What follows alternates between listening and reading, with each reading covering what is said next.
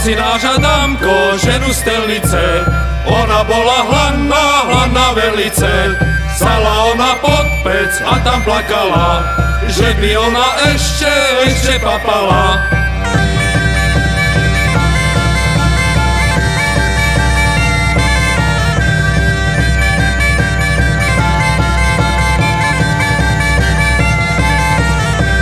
Upiekli jej veľkú pec chleba, ale ona všetko pojela.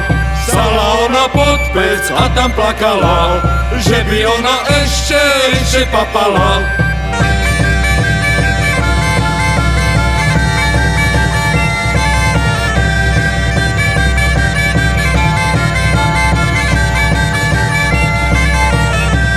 Uvarili veľký sudisko piva, ale ona všetko vypila.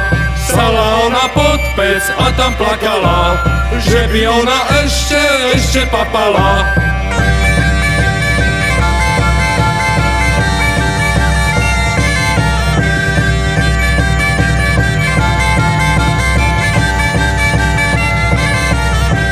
Zabili jej potom dva veľké voly, zostali tam po nich len 4 rohy. Sala ona pod pec a tam plakala, že by ona kakala.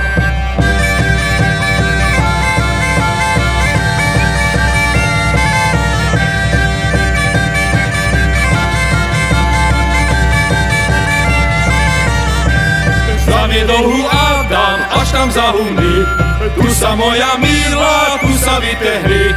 Keď začala švárna prudko šťada srad, začalo hned vozy po dzedzine brať.